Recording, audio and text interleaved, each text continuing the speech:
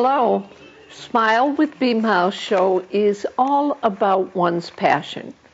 I happen to have a very passionate guest on my show today. Which passion do you want to talk about, Paul? This could be X-rated, you know what I mean? Just a single passion. Okay. Well, then today, writing. Paul happens to be a very, very fluent writer, and we're going to talk about his passion for writing. Thank you for inviting me. Well, you're welcome. Are you going to take me out to eat after? Well, if you're not going to cook, I guess I have to. Okay. So, Paul, I have asked our wonderful volunteers to write some questions for you. It's a tremendous crew you have here. You're not kidding. So lucky. In fact, hello, everybody. I would like to take this opportunity to thank them right up front.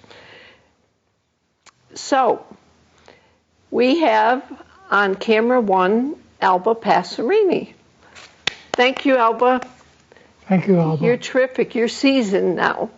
That means you can never leave. Number two, we have Diane, who is holding up the signs. Diane Odell. And thank you. You may put that one down so you can rest your arm for now. Thank you. You're welcome. And her lovely daughter, who is Cheryl Odell Kindig, and she's on camera too.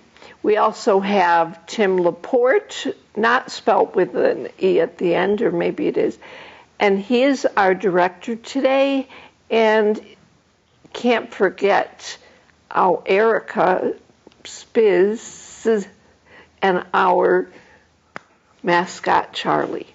So I think I got everybody, unless is there anybody hiding anywhere? Oh, how about my guest, Paul Milenski? Paul, yes. I think I know you. Thank you. Where did we meet? For those of you who are not familiar with B-Mile, she and I have been married for 45 years. Oh, my God. That's a long time. Well, Paul, I have asked our wonderful crew to write some questions for you. Great. In addition to the ones I have. Are you ready for them? Great. The purpose of the show is essentially to talk about writing.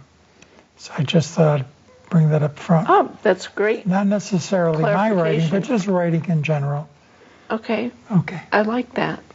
Thank you. So, I have a question from Alba Passerini, camera one. How can one overcome writer's block if necessary? Well, for those writers suffering from writer's block, that usually comes from a form of depression, I'm guessing, or illness. So you need to get better, get out and exercise, maybe step away from the typewriter or the keyboard for a period of time, and then come back to it.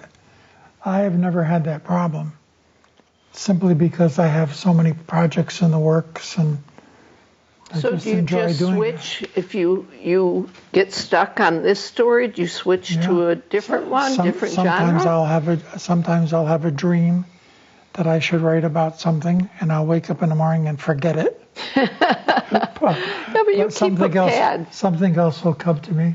Usually you keep a pad by your bed, right? Yeah. So that was from Alba. One of the things, to go back to Alba's question, one of the things that's possible is individuals. There are a number of writers who teach, and they bring prompts into their classrooms, and they have writers respond to prompts. Can you clarify that? I've never done that before, but it's conceivable that someone might get over writer's block by having a prompt.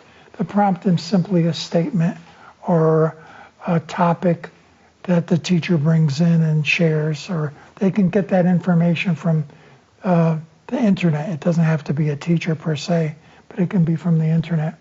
That may help. Having never experienced writer's block, it's hard for me to give other people advice about that, but that's the advice that I think most people would use Okay. to get past. Paul, I'm going to backpedal. Sure. First Was of there all, another question? Oh, I'm going to sprinkle them throughout the show. Yeah. Tell us a little bit about your background and how Sure. you got the interest for writing. Sure. My first language was Polish, hence Poland Spring. In any case, I did like about 20 pages of bio here, but let me go through that. Okay. I was born in Adams, Mass. in 1942, so I'm 82 years old, and still writing every day. And pretty good looking. Still writing every day. Well, that's a nice thing to say. That's why we've been married 45 years. In any case, I was born into a Polish enclave, and I say that because we were affiliated with the church and the social clubs that were affiliated with the church. I went to a parochial school, Świętego Stanisława Kostka, which is St. Stan's. 3 times fast. St. Stan's. And the nuns were bilingual for the most part. And going there, it was easy. Going there, it was easy for me to communicate because the nuns could speak multiple languages. And they were the Felician sisters, by the way, who I thought did a tremendous job educating all of us. There were 63 students in my first grade class. So was English or literature your favorite? One teacher. Well, I could barely speak English. I actually didn't learn to speak English until I left college. Wow. And I'll tell you more about that in a second. I'll try to make this a little shorter. But what happened is my grandparents are both illiterate. I lived with my grandparents on the maternal side. And the paternal side grandparents lived in Pittsfield. I lived in Adams with them. And my father was fighting World War II, as were all of my uncles, except one who had to stay home because he had schizophrenia. Oh. So at that time, they labeled an individual who was not fighting the Second World War, they labeled him 4F, which was a derogatory term. But sadly, he had a mental illness, so he wasn't able to. Anyway, I grew up in a rented house next to the Hoosick River in Adams, and at that time, they had not put the flood control walls in yet. So there was a lot of trout in the river, and I grew up with an interest in trout fishing, and one of our camera people's husband, Mr. Dr. Wall, has an interest in fishing. So I also brought a story here about fishing. I may get a chance to read some part of that anyway. But anyway, fast forward only because I want to hear you read some of these. I'll go quickly. But when you say that you didn't speak English till you graduated, wow. How did you get through, and what was the first book you read? Well, when I was in high school, we were assigned book reports, and I would just read a trot and make believe I had read the book. So when I got to Middlebury, I was a mathematics major, so I didn't think I would have to read, but in fact I was put into a remedial reading class, and I was put in with all these French women from Écoles. They were so beautiful, and all the guys were jealous. They didn't realize I was in a remedial reading class. But anyway, it wasn't too long thereafter when I received the books that I was getting for my classes, and I realized I couldn't read a paragraph in the time that most of the students, my fellow students, were reading all of the books that were assigned. So what happened was I began to read British literature. I said, I better teach myself how to read and write in English. And I flunked out of college my second year, no surprise. And I went into the Marine Corps, and I continued reading. Then I got a job at Sprague Electric Company, and I realized this was not something I wanted to do for the rest of my life. Make computer parts, or, I think we were making capacitors at that time. And I thought, this is just not me. So I took a test at Sprague, and it allowed me to take some courses at North Adams State College. And I took courses in science and mathematics, which Sprague paid for. And then what happened was I decided I would stay in college. I was already reading well enough where I could stay there. And I paid for my own English courses. And I took lots of jobs and paid for my tuition and got a small scholarship. And that's where I finished my college degree at North Adams as an English major. So thank God for what were normal schools. That's what they called the 2-year colleges. They had advanced to 4-year colleges, and they gave out BA degrees, and I received a BA degree in English. While there, I began writing short stories.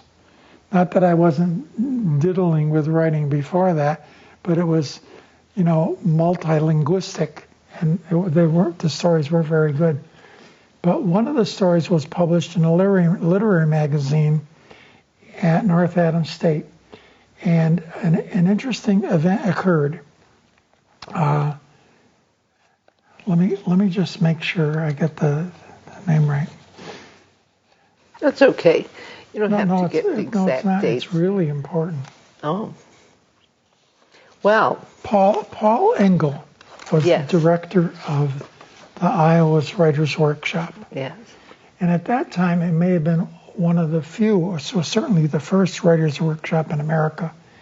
And he is just a genius, and he had been invited to Williams College, I think, to give a seminar, just to talk about writing and so forth. And he happened to read my story. At Miss Adams' Diner. Wherever he happened to be, because he drove through Adams, and he said, "Is that the town with all those steeples?" And he invited me to the University of Iowa, and that's how I ended up there. And my teachers at Iowa were Kurt Vonnegut, John Irving, I have a number of them, poets John Anderson and Robert Sword, William Goldman, who was writing for Hollywood production, William Price Fox, a favorite of mine, who wrote short stories about the South. And I spent 2 years there, and I was teaching at Mid-Prairie High School, teaching English and drama, etc. And I got very serious about writing when I was at Iowa, obviously. Of course, and that's quite an honor to be invited Well, there. it was tremendous. What was the story that he had read? Good question. I don't recall it. It was Tickets. No. Yes. Anyway, listen, do you want me to read something so I'm not just talking about myself? I would love it. What would you like to read? Well, this is what happened is the last I was here, I've been here in 10-year intervals on your show. Correct. And the first time, I think it was just to say, "Hi, Beverly, you look beautiful." And the second time, it was to talk about my short story writing. In the 10 years since, I self-studied poetry, and I wrote 4 novels. I wrote 4 novels in a year and a half. And so I thought I would try these other genre, and that's essentially what I did. And you published your first poem in Key West. I don't know that my poem, I'm going to talk about that poem, but I don't know that I was really a good poet when I wrote this, but this is the first piece I produced, and then thereafter I'll talk about the next one. And this is a favorite that you have. So I know which one. This appears in a quarterly that pretty much just allows everybody who thinks they're a poet to publish in it. Anyway, it's called Poetry Quarterly. And thank you for this, for the publisher for putting this in. So this is Beverly's favorite poem. It's called Bronze Chicken. I forget why Grandma Yulia selected this one chicken. She held it by the neck, dangling from her side, its feathers bronze and shining. It looked okay to me. But is that why chickens are thus configured? Thin neck to hold and squeeze short wings to flap discomfort knowing fate? I do recall a chopping block around back of the chicken coop with red stained X on top and feathers all about. In that sense, it was a day of clarity. My Uncle John and my father Ed refused the chore at hand. I was but a whippet teen amidst this perplexing scene. My grandma stared as in despair. These chores were always left to her. But she made weekly chicken broth then, not bought from stores, in boxes. That's how we think of chicken now, an item of convenience, as though it's provided without death, without emolument. I love my grandma, who survived sadistic soldiers through the war. I could tell you more about that after. She stood tall amongst us men who preferred passivity over need. We lived on a dirt road, a family on a small working farm. Ours was subsistence with killing tasks for us without, because those with more assume that food is heaven sent to be consumed on plates with ornaments. Is a man more than a man because he wields an axe? It seems when young, it's as if he's joined a cause, big or small, that older men create. Call it a chore, not true. It's the murder of a feathered clucking hen to use as food. I took her from my grandma, grabbed the axe, and chopped like kindling, one chop done. Watery pink blood squirted as if from the axe, and the chicken fell feathers wide, twitching its nerves severed, until it rose and ran in random curves across the road, where I retrieved it from our neighbor's yard and brought it back. I looked into its distant eye, left near the chopping block, trying earnestly to understand my actions. Is what must be done to be done? Or is it just a senseless act? Is harvesting a crop the same as killing greens? What is farm life to those in need? My grandma, Julia, plucked the bird and put it in a pot. It did not smell the same to me as many a previous bird, although my Uncle John and my father Ed set to it with their spoons. So anyway, it may not be a poem. Funny I call to it say a prosette. it's my favorite, but having been raised on a farm, yeah, I witnessed this as well. And I got to collect the eggs, so chickens are very valuable. Can we get some? It's a nice piece, isn't it? I want chickens. See, I use this show, folks, to get things I want because it's now televised. So hopefully we'll have chickens and eggs, and then I can invite you all over. What do you think? So over the last 10 years, in addition to writing short stories, which I would write sometimes as much as one every other day, I'd write it one day and then edit it the next.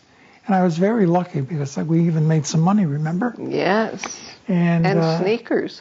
I won a competition for a running competition. I won sneakers and $100.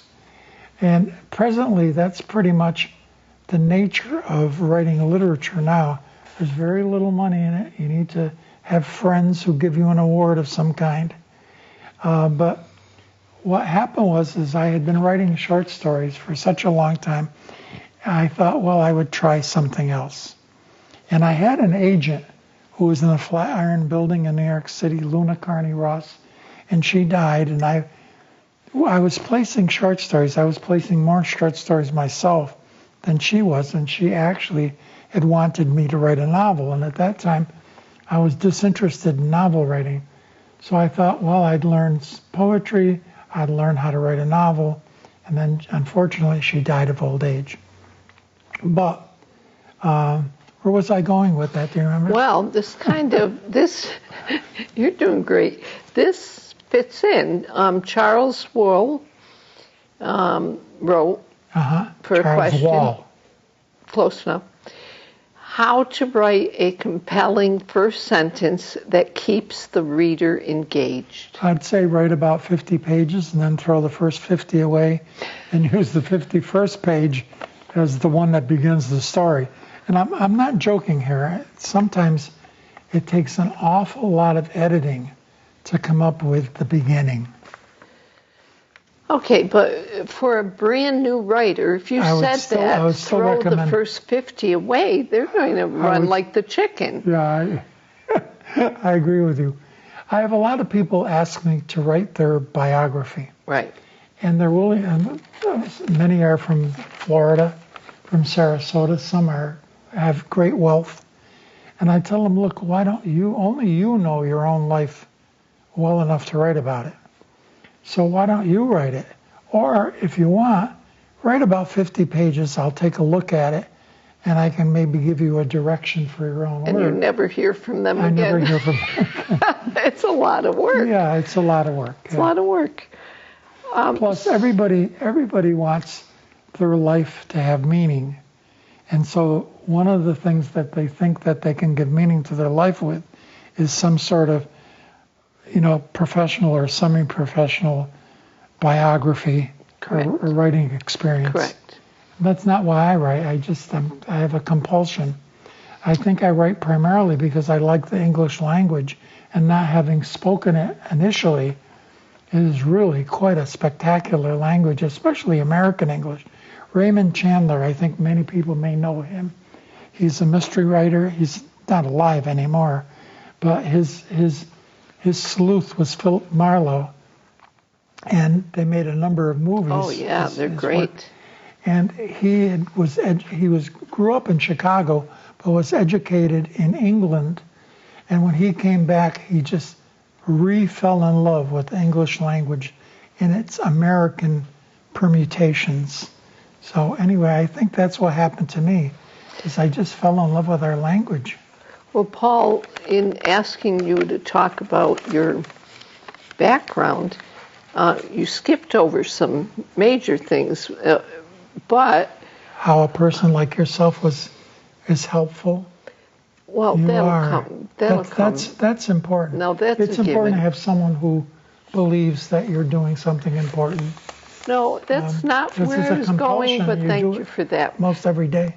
What I wanted to fill in or ask you to is you took a number of different jobs. I used to come home and say, hey, Paul, who are you today? Because while he was writing, he would take all good social purpose jobs. Yeah. Name a couple of those jobs. Well, I think the reason I took most of them is because I wasn't making a lot of money like Louis L'Amour, or Ray Bradbury. Both of whom, by the way, Stephen King. Or Stephen King. Both of whom, the first two, were poets before they became writers of novels. Just for your information. Does it matter? Like you started basically obviously short stories. It improved their work or their fiction. But you were selling short stories like I was crazy. selling You short perfected that art. I think, part of the reason I was selling short stories is because I had a number of people who felt these short stories were poetic. My friend Elliot Figman, who used to be the director of Poets and Writers in New York City, was teaching a poetry class at NYU, and he was teaching a couple of my pieces as poems, and I had never perceived them as poems. I perceived them as sudden fictions. Paul, when you introduced the Bronze Chicken it was as much story, it didn't sound like a typical poem that rhymes. I know. So how do you explain? Is that prose? Well, you want to know something? There's a lot of poets now who write exactly that kind of material, maybe with more poetic elements, involved. But to give you an example, I wrote down a couple things here. Mary Oliver, she's a poet she's won the National Book Award, and Billy Collins, he's still alive. He is poet laureate of New York. Their work is, I suppose it's poetic, but it's lovely and kindly, and so people prefer to call them poems, and I'm sure they do also, because they're lucky because they've achieved at a very high level. I don't know, did that answer our question? What was the question? But I want to know what kind of jobs in addition did you do? Well, I started off as a teacher in Iowa when I was at the University of Iowa's Writers Workshop. I taught English and also directed drama at Mid Prairie High School. Great name, isn't it? Yes. I think that's it's the turkey capital of the world. Not chicken. It's about 35 miles south of Iowa City, Iowa. Iowa City is a beautiful place. Then after that, I realized that I would have to, because I had a young son, I was married, and I realized I would have to do something to earn a living in addition if I wanted to do writing. So I couldn't just teach and write because I felt teaching was terribly demanding. So I went to the University of Massachusetts and I got a degree there in epistemology. And I became instead of just a teacher, I became a school administrator. Well, I thought that would give me more time to write. Well, quite frankly, it gave me a lot less time. And I'm going to say the famous words you said to me. We'd been married 45 years. Well, now, but then it was 3 months into, we weren't even married yet. We were canoeing. Anyway. We were living together, though. Correct. That was a good idea. Paul said to me, do you mind if I leave my job as assistant superintendent of schools for a 7-town district so I can write full time? Well, when we were living together, I saw this. He would sit and he would write every day. And he was selling. And I thought, this guy, this is his passion. This is what he wants to do. And I remember saying to you, I didn't marry you because you wear a shirt and tie and carry a briefcase. Yeah, no, I didn't fit that. No, that wasn't you at all. No, although I did a very good job. Oh, you were terrific. And you were only how old at the time? Well, originally I had a part-time administrative position at Gateway Regional in Huntington, Mass. Then I got my doctorate, and I applied for a job in Barrington, Rhode Island, which was a job made in heaven. You were only 28 or something? Every administrator I worked with was a graduate of Harvard. They were the neatest, smartest guys I'd ever worked with. And after that, what happened was my wife at the time, her father was killed in a car accident, and her mother was very lonely. So I found a job at Central Berkshire in Dalton, and I took that as assistant superintendent of schools for a curriculum. What, 7 towns or? Oh yeah, it's a really fine school district. It remains one. Yes. And I recommend if people have a choice to where they want to live. By the way, you've been invited to go see the new school because we haven't had time. Yeah, no, nobody invited me. Yeah, the young principal. Okay, so you did that, and then I am not kidding when I'd say I'd come home, and it was sort of like not the 7-year itch, but the 7-year of, okay, been there, done that, now what can I do? Well, you know what prompted me to do a lot of different things? What? The first writing competition I entered, I'm really big on entering competitions. I feel this way, that if you can't win one, then you should just do it for fun. Oh. If you can win one, then you can call yourself a professional. But in any case, what happened is I sent away for a local competition for runners. I won a pair of sneakers and $100. At which point and came in last. Yeah, at which point I thought, uh-oh. Behind a woman I think in a I better wheelchair. do something else in addition to writing in order to survive at this business. It's an extremely difficult business, especially if you do literary materials. If you do genre work, it's possible for you to make a living. But if you do literary work, the likelihood of you making a living, well, I think what will happen is you might become famous after you die. so your relatives might make a living. How much older are you than me? Let's do the math. Anyway, Hey. just want to mention Emily Dickinson. Before you do, though, Sure.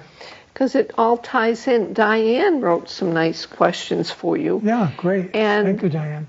she wants to know if you prefer fiction or nonfiction. Well, I indicated before that I did 400. I think I did. I did 400 reports, care and protection investigative reports for the first justice of the mass trial court, and all of that was investigation and investigations. And I enjoyed that job very much, and I enjoyed the writing. I did write a small column for the North Adams Transcript some long time And the ago. Berkshire Eagle. And the Berkshire Eagle. But my interest was more like the fictional part of writing. That's my interest, is just sitting down. And I have a friend who lives in Perth, Australia, and says, well, you were a pantster, right? Her name is Christensen, by the way, Leanna Joy Christensen. She's a tremendous writer. And in any case, at that time, I just realized I was going to continue writing literary materials, so I had better find paying jobs to sustain me over that process. So I taught adult education at the Bill Stickney Learning Center. I never had a job I didn't like, and I'm just very lucky because I had a terminal degree and people were willing to hire me to do different things. And as a writer, one of the things you can claim, whether true or not, is that you have multiple interests. So that as you start applying for other jobs, individuals want you on board because you will work hard for them and get information. It's like I admire investigative journalists. I don't want to do that myself, but I admire My journalists. sister Claudia does want to do that, Yeah. but not now. That's not easy. It's not easy. So I have, I'm sprinkling my own questions in here. Yeah, what was that question? I forgot. This one I get to talking. was and just about fiction or nonfiction. yeah, So you my clarified. preference is fiction. But even as a court investigator, he wouldn't just do facts. He would describe the room the child was in and the dialect. And so, in essence, yes, you had to do facts, but you combined fact and fiction. Well, not too much because the judge had a lot to do other than just read my report. They did ask you to shorten him a bit. Yeah. They loved Paul. They didn't want him to leave. But Well, I don't know if they loved me, but what happened was they begged you to stay. I did the job for 17 years. I That's did a tough 400 job. cases, which is a little Anything sad, in isn't the it? social service is very Yeah. difficult, right, Alba? Yeah. Then I worked for, I worked with autistic students, teens, at that time called Asperger's students, very high IQ. Now I think they simply talk about them as individuals on a spectrum. Correct. Like my grandson Fox is autistic. And he's brilliant. And he graduated from Oberlin with honors. And he's just tremendously gifted at the guitar. And most autistic students are gifted at some art form, painting or music or whatever. And They're a your delight son, to spend time with. your son Aaron has written music books, Yeah, correct? Aaron's written. And what's he working on now? Well, he's working on retiring. He's going to retire. He's going to retire young at age 60. Working on it. But he had about a just half a quit. dozen bands, and one of the things he says if you want to have a band succeed, he says what you don't want to do is have a bunch of young guys and one woman. Correct. That happened to my nephew, Yeah. Chris. So, again, this is a question from Diane. What was your favorite publication and why? Well, my favorite publication is actually some of my favorite things have not been published. That's really interesting. Sometimes, so for those of you who are writers out there and ambitious, sometimes I'll send something out and it'll be, in my view, just really, really good and just get rejected. So you have to get used to being rejected. But Well, is it the times though, Paul? well, here, Because want me to read something that was accepted that I also liked doing? yes, and then I'd like you to talk about what the public's favorite story of yours is. Yeah, okay, that's a good crystallized novel. Anyway, after about 10 years of studying poetry, I decided I would apply to a national competition or an international competition and see, how fast I would get rejected or what place I might find. Sometimes they would name some people as runners-up, etc. Anyway, I won.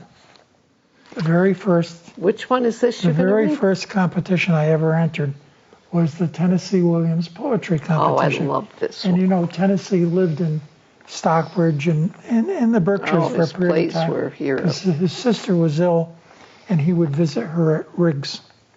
But anyway, this is the first prize in the competition. Usually, these competitions get about 500 applicants minimally. Well, because it was in Key West, And what happened was the sponsors were from Key West. and you would think someone from Key West would win it. Well, I think they were trying to do that after they had awarded me the prize. They were trying to slip the prizes, which is another part of writing, is that there's some pretty angry birds out there, and it can be it's like any other art form. It can be extremely difficult to pass through the angry birds, and for those individuals who are very selfish about the work and those who are jealous about your ability or your hard work. Anyway, here's the poem. I love this Here's poem. the poem that won. And it had to be about Tennessee Williams. Okay. I knew you as Thomas Lanier Williams at Iowa, that lovely farming place mid-prairie, where the Iowa River flowed south with your ideas like blue paddlefish, to Mississippi, where you were born, not far from Tennessee. I knew you in New Orleans when your streetcar rumbled past, full of desire, and your fragile Southern women emoted with Stanley, your muscular American stage hero, in love, passionate, and forever lustfully undeterred. I knew you in Stockbridge, Massachusetts, home of your friends, the Mohicans, where you cared for your ailing sister and invited the whole of New York City and the Northeast to view your plays and hear your poetry. You were indigenous. I knew you in San Francisco, where you were already a famous oldster with the thick skin of composition. You were everyone's dramatic hero, young men in tight jeans imploring, Tennessee, please tell us more, tell us more. On Truman Street in Key West, your broad mind sequenced life best, viewing with Frank the sun hovering red over Cuba as though it was never going to drop down from the sky until it burned itself out. Tennessee, we all knew you then, and now hereafter, our brightest ember. You know why I love that one? It's a nice poem. Because I love theater, and I've seen a lot of his plays, and the fact that you were able to weave the names of the plays he has put on, not only here, but all the way to Thank you, B-Mal. That's why I do a pretty good job sometimes, because you give me credit for so much. Well, I want to give Frank, you credit by the way, for what I brought. Frank was his partner in Key West over a period of time. That's why it says, Yes. on Truman Street in Key West, your brother Yes. sequence best. Viewing with Frank. So he and he. Do you feel that writing is a lonely profession? Yeah, but I personally like the idea that I could spend time by myself. But I also fished for a long period of time. You and I do things together. We occasionally go to casinos where I seldom Yes, lose, and but you lose all Diane the time. likes And cards and casinos, and she's our new best friend. Yeah. And her daughter, Beverly likes casinos. Cheryl, is lovely. Thank you for So those we do posters. things together. We go to dinner. I make her an omelet for breakfast. We have a trout Sword stream that flows through our fish. property. We're very lucky. We live in heaven. We do. You bought the place. You picked it out from amongst. Yeah, but all these- I would have bought Cheryl's if I had it known was for about it. sale. Yeah. Gorgeous home, immaculate. Well, we live in Dalton, and we live in a part of Dalton that's called the Annex because there's so few people who live there. And Sackett Brook flows through, and Yeah. behind us is some Beautiful. wild land that's been preserved. And So we just we have a did. bear that comes and disturbs my writing. Excuse me. The bear comes and disturbs. He puts his nose right And against Joni- my writing window. Borelli wants you to write a novel about the bear. Would you do that for her? She's a great neighbor. Well, what's interesting is you can't write novels about what other people want. You Exactly. can try, but it But it's doesn't got to work. come from here, Yeah. right? From Yeah. your heart. But Paul, The only thing you because- can write for other people is something insipid, like The Art of the Deal. right? And the ghostwriter who did that for Trump, rused the day that he ever did it. Well, Paul, you were afraid an hour would be too long. I just want to point out you have 14 minutes and 26 I seconds. did a lot of talking, didn't I? Well, that's Can why I you're say here. something about Emily Dickinson? Only after you talk about tickets, because I brought 2 of your books and the movie that was made out of that. How many publications? One did you- summer when Beverly and I first got together, I decided I would prove to her and to myself that I could write national quality stories. And so I would write a story one day. This was during the summer where I had the summer off. And I would edit it the next. And I did that for most of the summer until I had about 50 stories.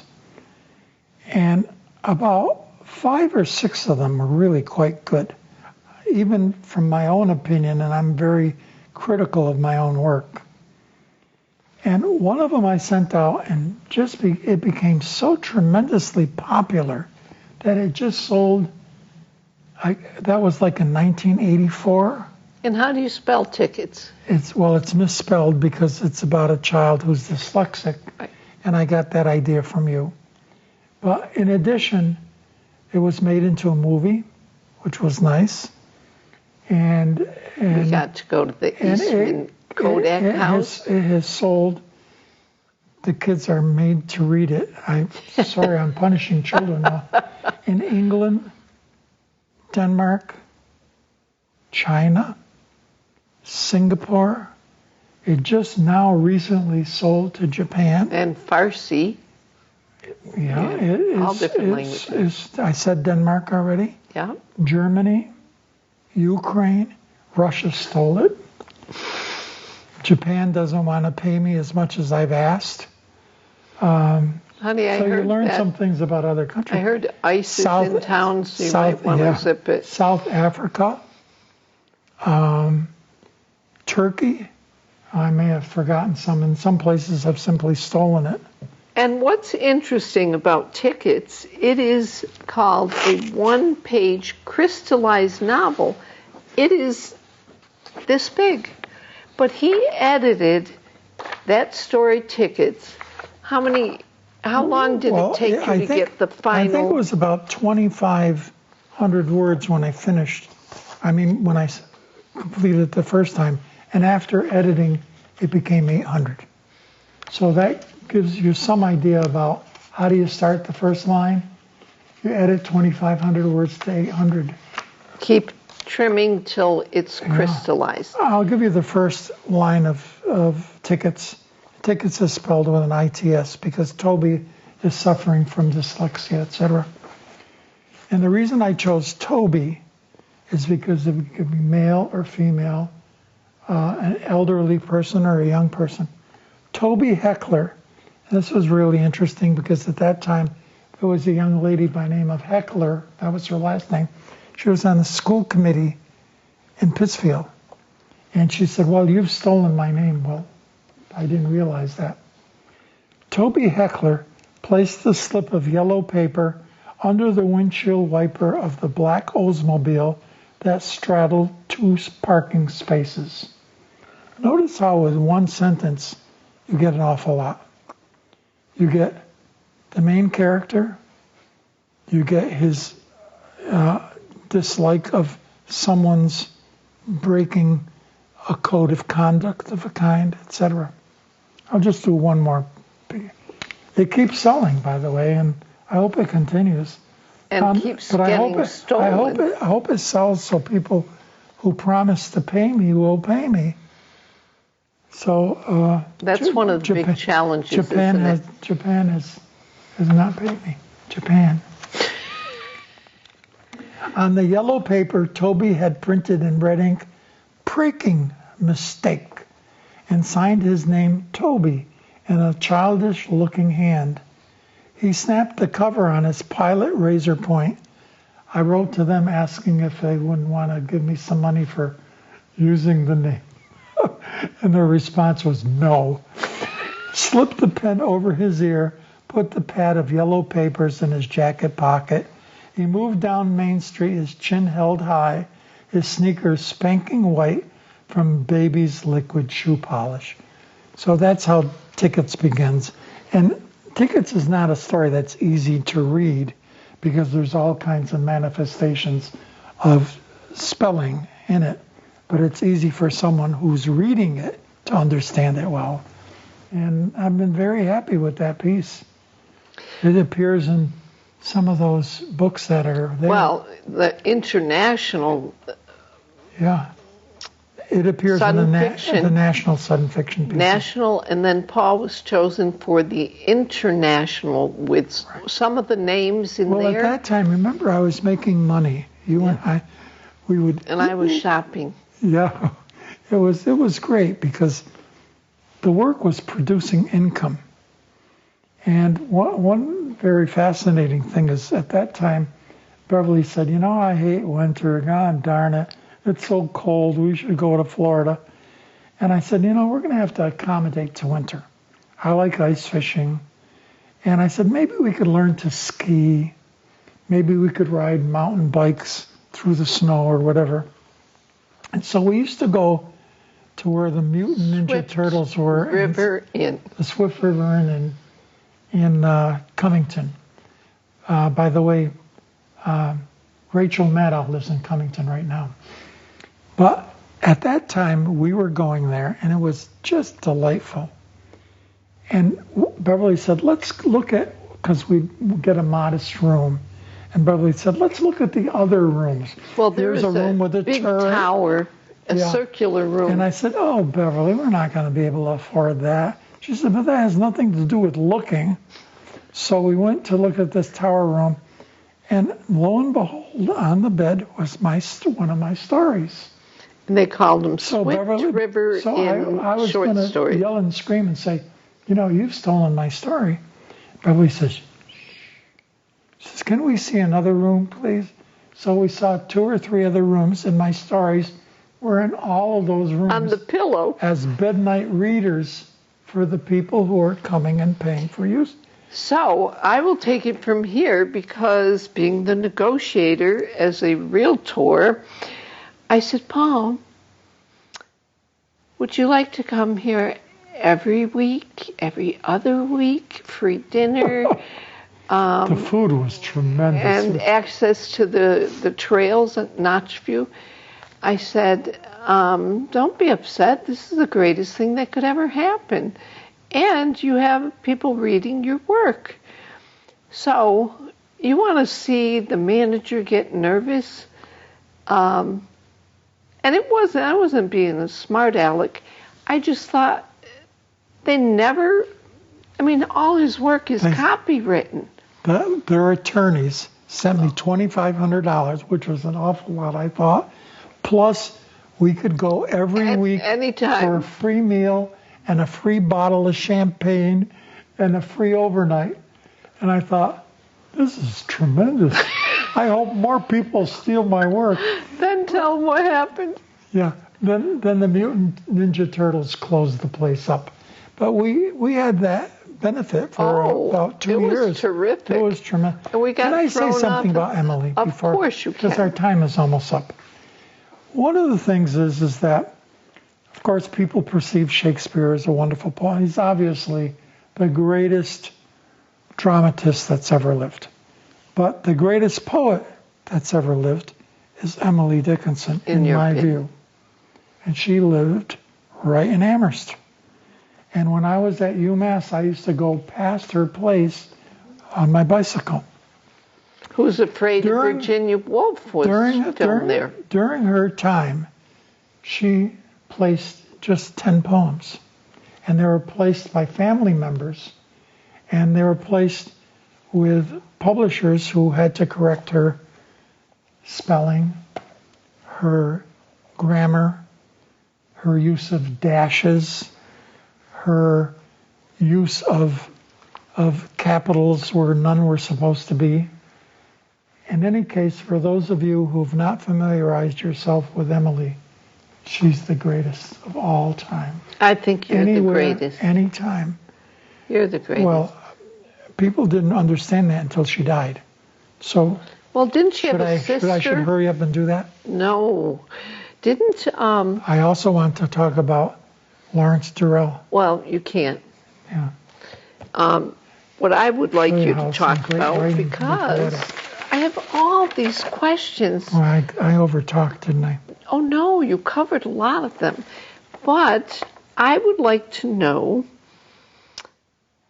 besides Emily, who was your inspiration? Well, when I first started, I was Hemingway, and I still believe he's a wonderful, spectacular writer. Not a very nice husband or friend, but a tremendous writer. And he began at the Kansas City Star, then went to the Toronto, I think it was Weekly Star or Daily Star, I forget which. And most of his work was journalism. That's how he learned. The Kansas City Star had a style sheet, and for instance, one of the things they would say, if something is unique, it's not very unique, because unique means unique. And so I studied all of that. And when I did poetry, I studied the glossary of poetic terms. There was about 5 pages of that, and read every single great poem that I could get my hands on, so I could see how my poetry fit amongst the greatest. She's the greatest, without question. For those, tell we only have a the viewing audience, Paul. Thank you. We have but 3 minutes left because I've talked too much. She's our sign holder, and they made those signs. They're awesome. How nice Thank of you. Look how beautiful. Yeah. That looks like a sign made by someone who loves to I think it was Cheryl who made the signs. They're gorgeous. And maybe your boyfriend, right? Help you? No? Well, you're going to have to talk to him about that. Well, thank you, Beverly. Well, it's not quite done. I have a question I think everyone will want to know, because every time I post something on Facebook, you're always saying, help me find an agent since yours died. Thank you. Is it technology, do you think, that made it harder for you now? I get responses from agents. Most people can send something out looking for an agent and don't even get a response. I get responses, but the responses I've been getting have been no's. I think my work is better now than ever. I've got 3 mysteries that are as good as anything that Raymond Chandler ever wrote. And they're set in the Berkshires. They're all set in the Berkshires, but they're actually international.